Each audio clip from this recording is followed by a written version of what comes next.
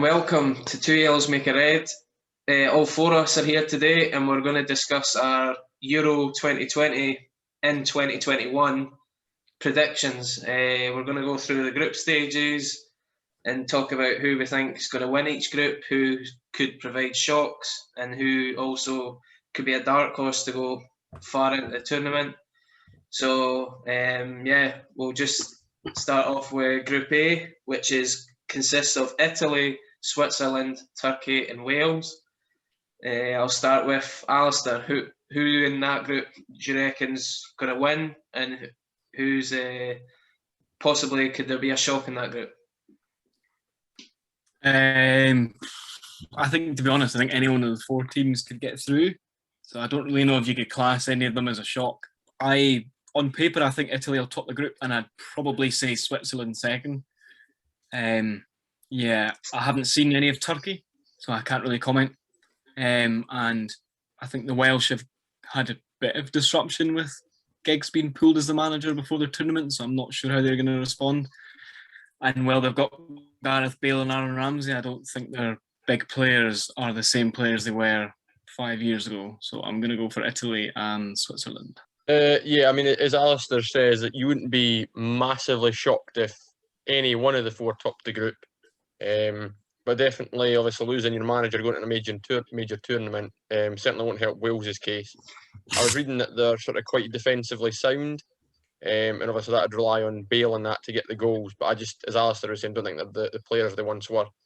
Folk have been calling them dark horses, which I think is just ridiculous considering they won all 10 of their qualifying games in a maybe arguably weaker group, but it was still some achievement from Italy. So I'd expect them to probably top the group, possibly joint top with Turkey. I think Turkey you could probably classify as dark horses. Switzerland just seem to like draw every game at a major tournament, and it's just a case of that's enough or not. I don't think it will be this time round. Just going to agree that Italy should top the group, and I think Turkey could give them a good run for their money because they have Yilmaz up front. And he was, I think, third top goal scorer in the League One, so quite a tasty wee goal scorer. All I was going to say was that obviously for a group like this as well, third place is going to be up for grabs with four of the best third places are going to get through the last 16. Mm-hmm. So, likes of Wales and Switzerland too. I'm putting Italy to win the group and Turkey to come second, so it's going to be massive between Switzerland and Wales, and that's the first game in that group for they two. So you probably say that if that's whoever wins that game, then I would back them to just finish third, and they'll probably get one of the best third places. But so we all pretty much have said that Italy are going to win that group, though. And all of us, maybe bar Alistair, said Turkey for second. But other than that, I just think Wales will struggle. Not a lot of their players have played a lot of minutes this season. They seem to all be guys that just sit on the bench or are young lads that have kind of went out on loan, but it's not worked out. So I just don't see Wales. And Bale's he came into a bit of form at the end of the season for Spurs, but I just don't see. You've not got Bale of 2016. No, that's the difference. You've got Bale of 2021 because that's the current year we're in. So. 2020 actually. It's Euro 2020. Oh, yeah. We just revert back to reverts back to that form when he's sitting on the bench and thinking about golf. Yeah, Wales is very much a one-man team, unfortunately, and that one man there's Aaron Ramsey. So, it's a tricky one. Yeah, Group Bravo, as they say in the Old West. I'll start us off by saying this is a pretty easy group for a top-in, so I think Belgium will win it. That give me that face, Scott. Right? When I say it's going to be a Belgium win, it's going to be a Belgium win. Nah, I think with Belgium's quality, with or without Kevin De Bruyne, if you can see, I think Belgium will pretty much romp this group. And then again, we look at it, Denmark should finish second, but Russia aren't any, they're not slumps. So I will predict Denmark to finish second in that group because I think they've got quite a young team and they've got Kasper Schmeichel on goals. So that's my prediction. Yeah, I think Belgium will win the group. I think that they'll probably do their usual where they steamroll the group stages and then flatter to deceive in the knockout round. Yep. Aside from that, yeah, I think Denmark are a very good side. I think they're probably going to win our World Cup qualifying group for Scotland quite comfortably. I haven't seen much of Russia, but I know that Finland have got a couple of good players and they're in form at the moment. So I don't think, when you look at it on paper and given it's the first tournament, you might be inclined to think that Finland will be the whipping boys in that group. But I fancy them to go through to the knockouts. I think they might beat Russia. They might get whipped, but they might beat Russia. They have players like Timo Pukki and Glenn Kamara that were playing very well and they're in good form at the group stages. Yeah, Belgium should walk that group. And if they're going to go far, I'd like to see them put a few goals past the likes of Russia. When you're saying you think Finland will get through, Alistair, is that as one of the best third place finishers? Yeah. Or? Yeah, what I'm saying is like Finland have quietly gone around a sort of revolution. Like they finished second in a group that had. They finished second to Italy in a group that had like Greece and Bosnia, who aren't like amazing teams, but they're still teams that have been at tournaments fairly recently. So, like, the magic of the Euros, in the fact that like the best third place team go through is that all you have to do is win a game and you can go through. So if I'm looking at a team that could put, and we were talking about shocks, I feel like Finland might beat Russia and sneak a third place. Just looking back as well, Finland beat France not too long ago. I know friendlies you don't mean very much, but yeah, completely agree with what you're saying there, Alistair. I just don't see Belgium being as good as or steamrolling this group. I do think this group, I'm backing them still to top it, but I just don't think they'll win it as easily as a lot of folk have put down. I think they've got an age in defence, and as a couple of you have said as well, if De Bruyne's not fully fit, I worry for them in midfield as well. Just the fact that it puts even more pressure onto somebody like Yuri Tielemans. Like, the caveat I would give is that Belgium had the best record in the group stages. They won all 10 games and they only conceded 3 goals, which is interesting because that means they beat Russia home and away, who are in that group. I think what also, and I've noticed it also when we talk about other groups as well, that it's going to be funny also, this tournament obviously getting played a year later due to COVID, but there's a lot of teams this is suiting to be a year later, but there's also some countries this is hampering them. So I think a country that's actually this is hampering them might be Belgium. And same with also Russia. Russia had that great World Cup in their own country and they had the momentum from that, not even 2 years to go into 2020 for the Euros. Now an extra year, so guys like Zhuba's a year older, he's not quite firing as much as he was back in 2018. So I actually could see Russia losing all 3. But yeah, I do think Russia's probably one of the teams that they could have done with this tournament being last year and not this year. Group Charlie? So that's Group B. So now moving on to Group C, which has Austria, the Netherlands, North Macedonia and Ukraine. Another group that it's between 3 teams for me to come out of that group, but all 3 could beat each other.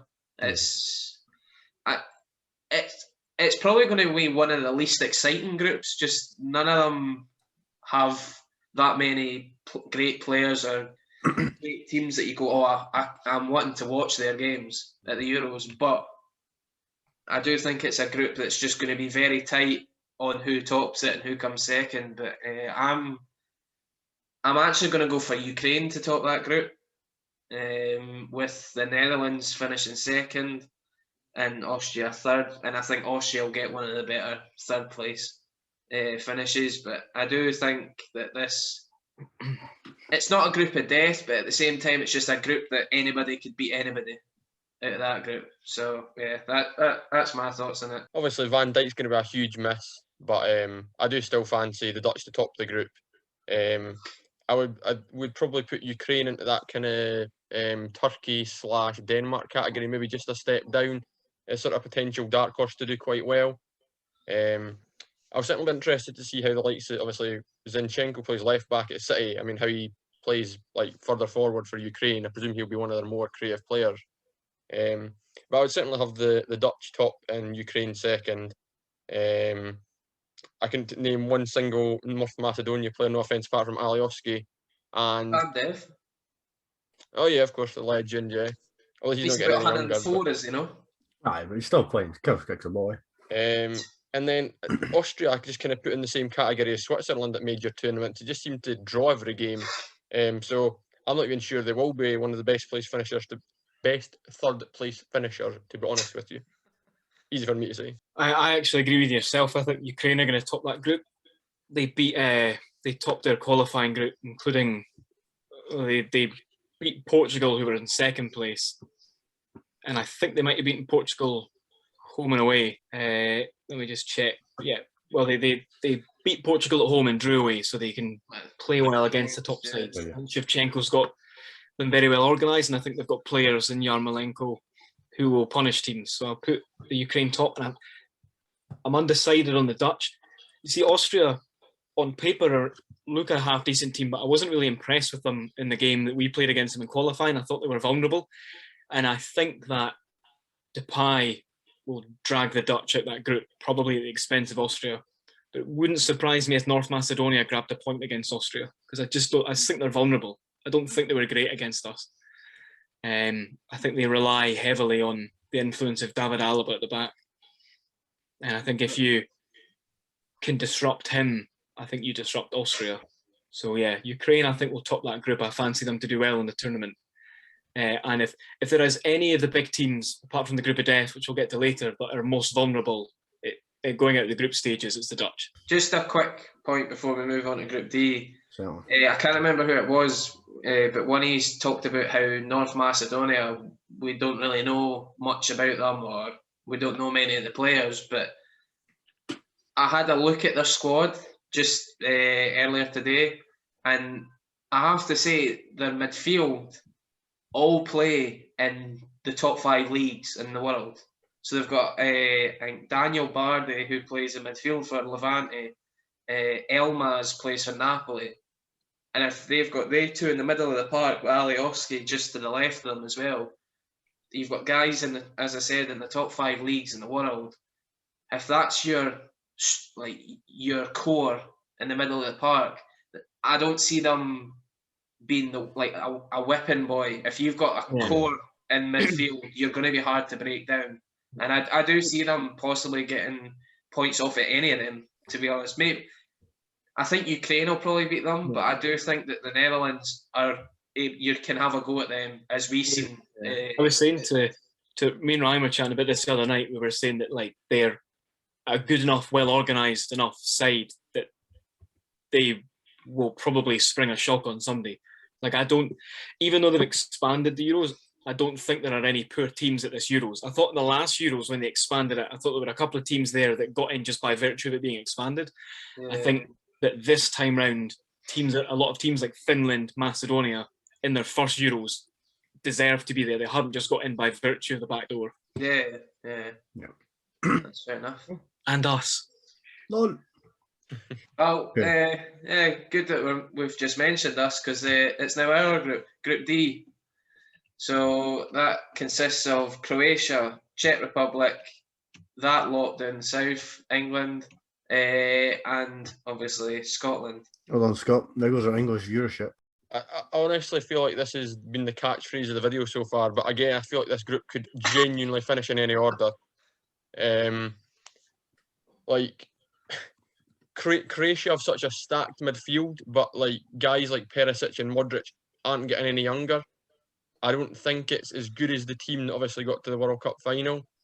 So, I mean, you could honestly make an argument for Croatia finishing bottom, and you can make an argument for them finishing top. The Czechs are a wee bit an unknown quantity because they come into the top tournament in good form. They don't have any real standout players, but they seem to be a pretty good unit. So again, they could finish bottom, they could finish top. I think much like Russia in the last tournament, England will benefit from a lot of the games being kind of at home. I don't think England will be particularly great in many games, but I think they'll always just somehow like get enough to get the job done. And then we come to Scotland,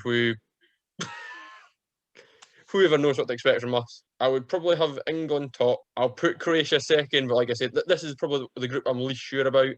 I'd like to think we'd be one of the best third place finishers, and I will put the Czechs bottom. But that, like I say, that group could literally be entirely wrong. I think I agree most of what Ryan's saying. I think I'm expecting England to top it, and you would put Croatia second. The game that will both decide the group and determine how it ends up playing out is Scotland Czech Republic, because whoever wins that game, I think, will go through as the best third place finisher. But if that game is a draw, then both Scotland and the Czech Republic have to win against England or Croatia, and then all hell breaks loose because you have to go for it. And then maybe Croatia are vulnerable. I think England, I agree with Ryan, I think England's quality will get them through. I don't think they've set the header on fire, but I think that I'm going to back us because, why not? And because I did read a thing that the Czechs have only got 2 fit centre-backs at the moment. Yep. But I think that Scotland, Czech Republic is the big game for that group, because if it finishes in a draw, then both teams have to win a game to go. They have to win a game to go through. So I'll go England, Croatia, Scotland, Czech Republic, and we'll go through because I think we can beat the Czech Republic. One thing I want to jockey on is Ryan. And he made a point about England. I think he said something about the fact they're just scraping through. Now, I'll go back to these friendlies. I shouldn't, right? But they've just scraped through a win against Austria, and they've just scraped through a win against Romania. And that Romanian win only came from a penalty. And again, I watched the game because when it comes to the Euros and stuff, I get right stuck in because I right like it. But the way England were playing, the problem I have with England is England don't play as a team. There's far too many quality individuals in that team that play as an individual. And when Southgate's always had the problem with gelling them as a team. So England, I don't think England are as good as the English media make them out to be, which, granted they're going to do because they have to. But too many individuals in that team. I think England will win their group, and I think Scotland will come second. I don't think we're going to get beaten at Wembley.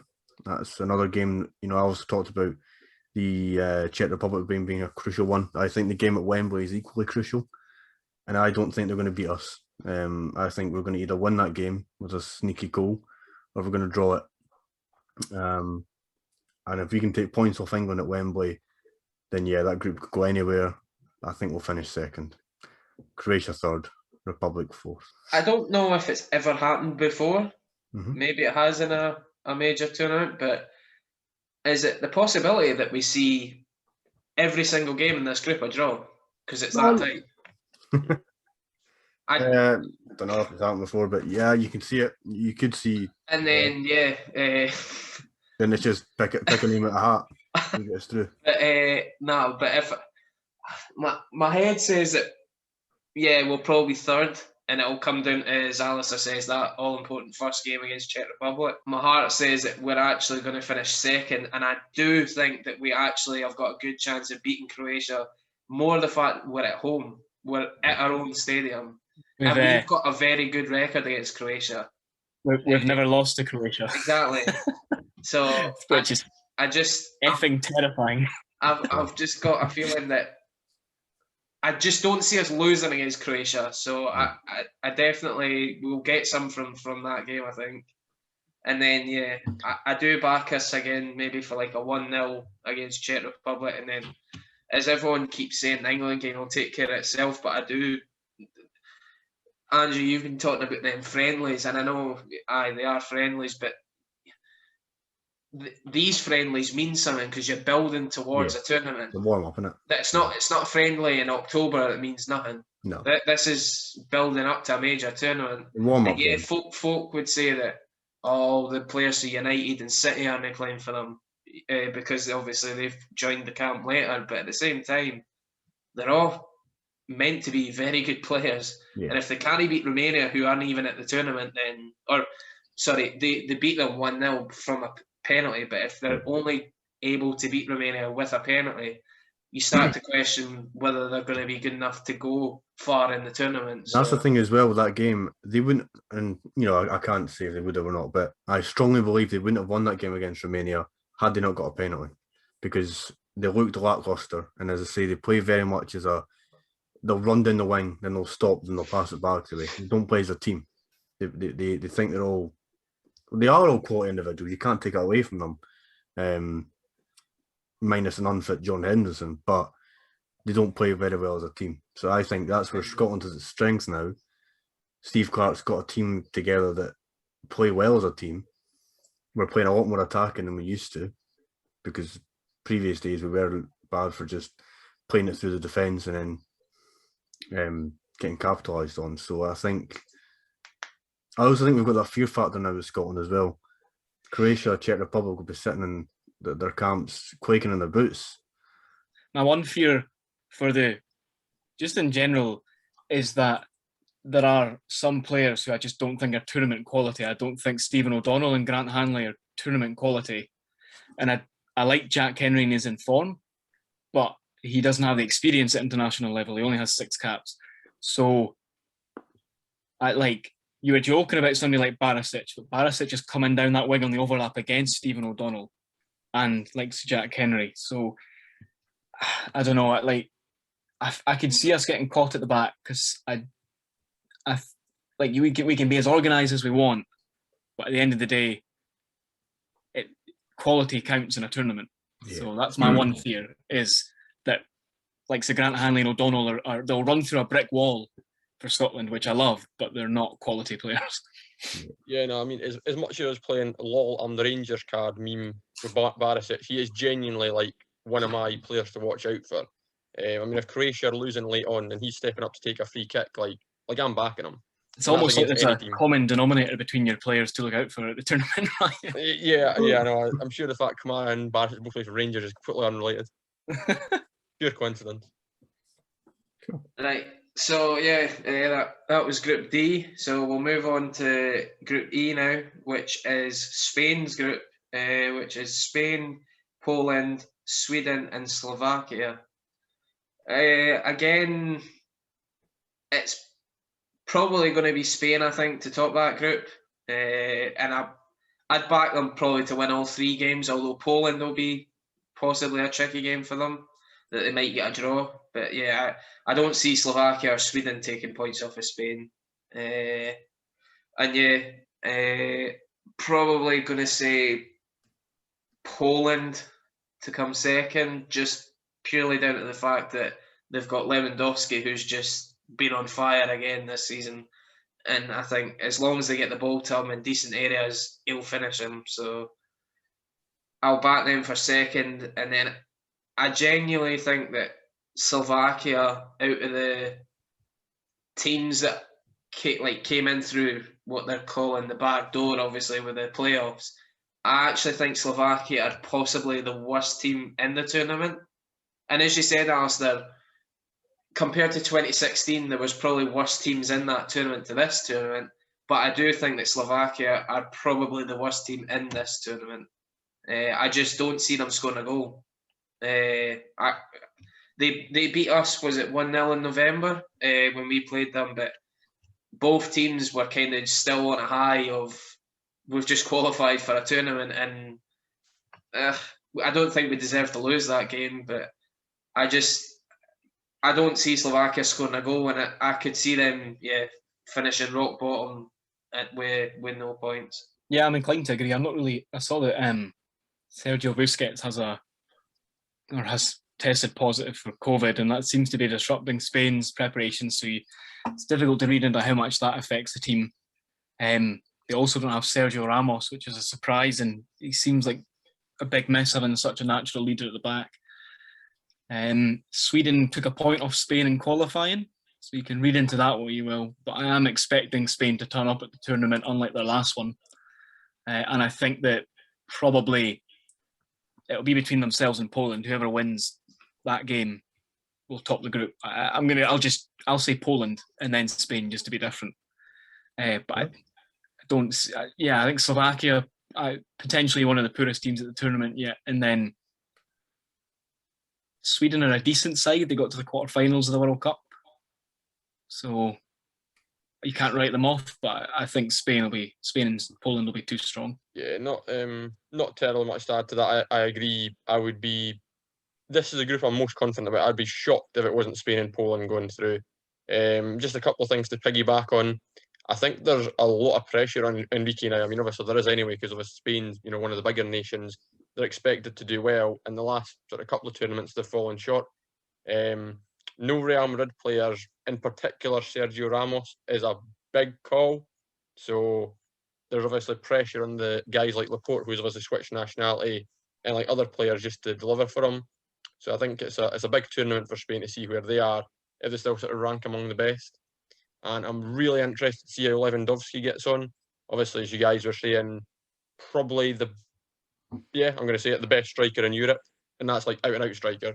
So I'm interested to see how he gets on with not too much around him, no offence, like not as good services getting at Bayern. So see if he can still produce the goods there. And just one last thing quickly.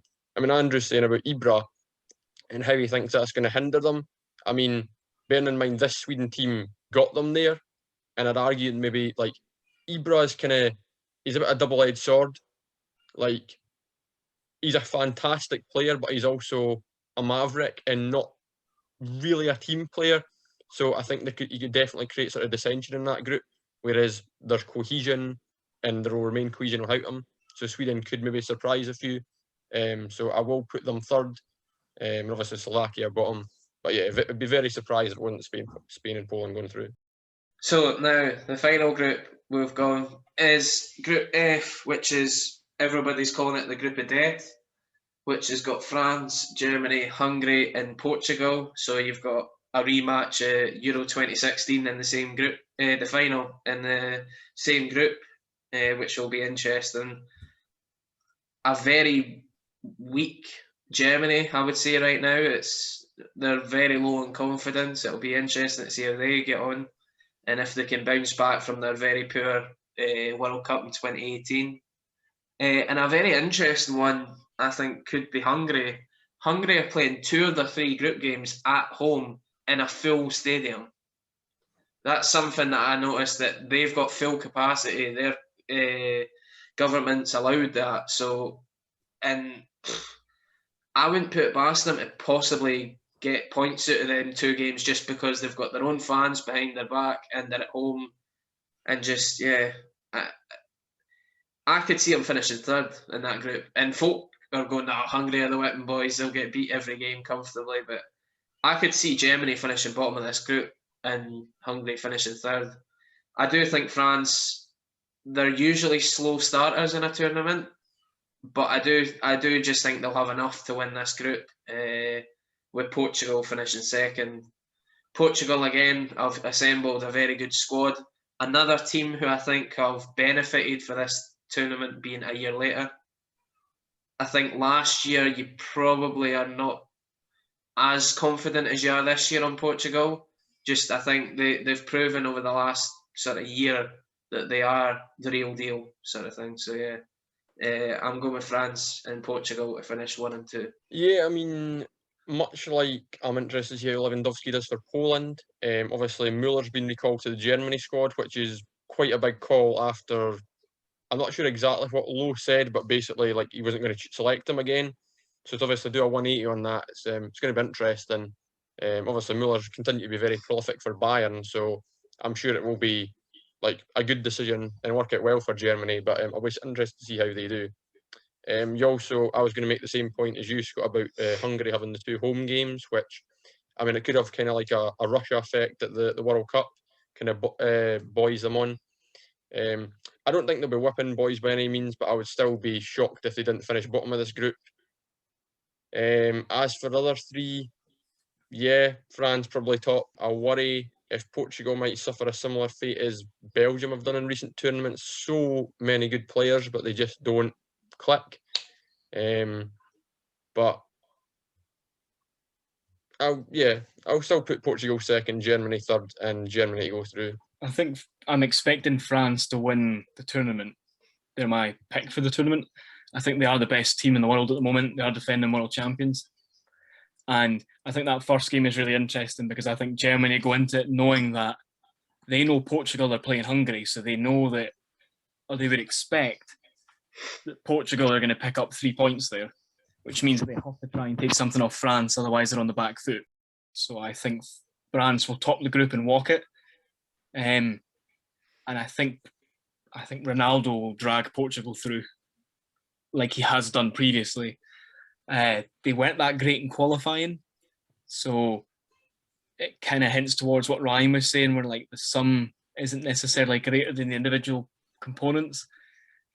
They might come good, but I hadn't actually considered Hungary having the 2 home games, which throws an extra, like you say, a spanner in the works, because now, having not played in front of fans for an entire year, you're going to have to go to a packed national stadium, 50, 60,000 fans, which is definitely an X factor. So yeah, I think France will walk the group, and I'm expecting Portugal second. And I think the fixtures will save Portugal and will hinder Germany, because one of them has to play France first, and unfortunately for Germany, it's them, and it'll put them on the back foot.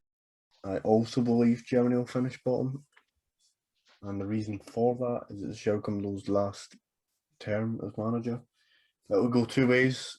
The players will play out their skin for him. They'll top the group and win the Euros, or they'll just give up. And I think it's going to go that way because the players just don't seem interested to play for him anymore. He's done a lot for the club, but going off the back of the World Cup, getting beat by South Korea, for example, was a massive dent. And I don't see Germany performing.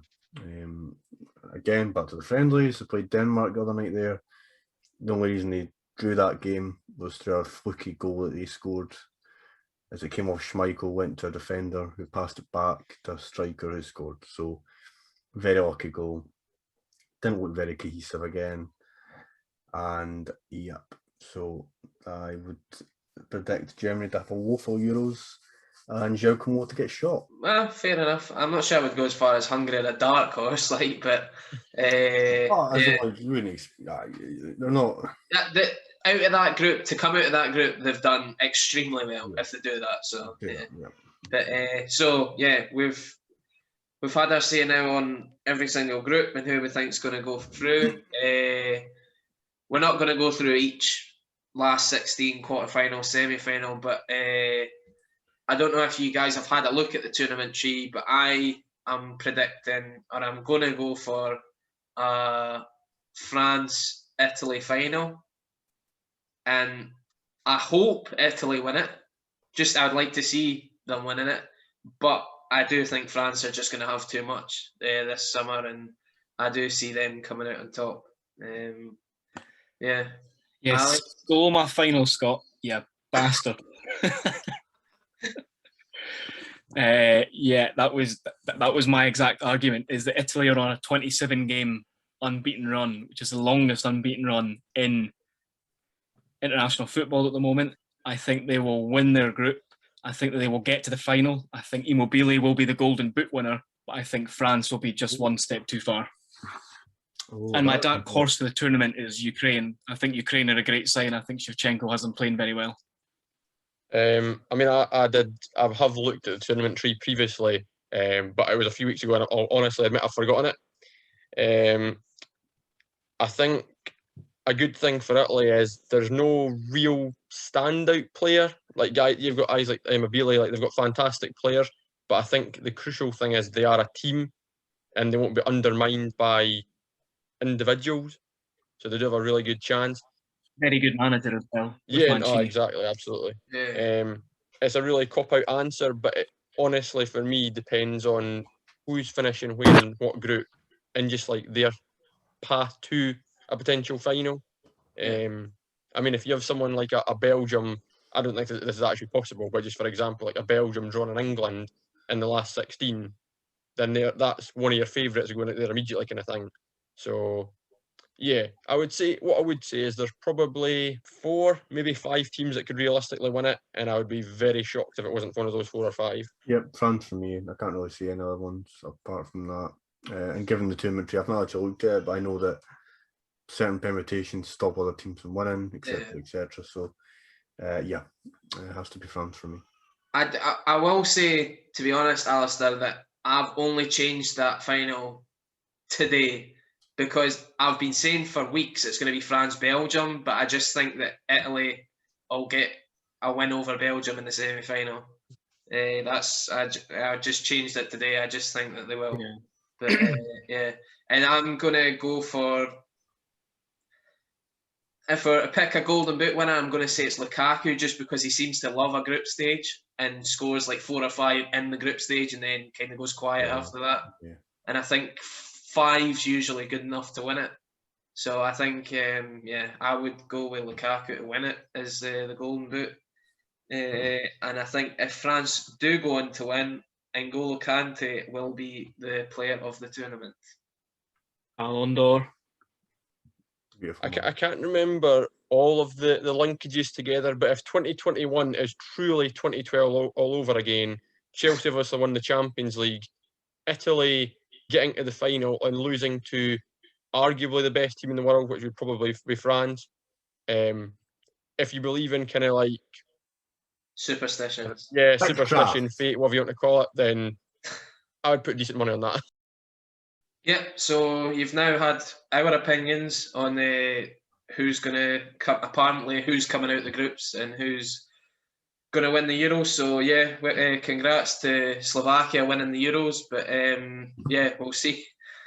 We'll see how it goes on. But yeah, please leave us a comment, a like, subscribe if you haven't subscribed, and let us know if you think we're talking rubbish and who you would think is going to win the Euros. But yeah, definitely talking rubbish. And Andy is, the rest of us mixture. It's never going to change, but yeah. But thanks for watching and catch you later.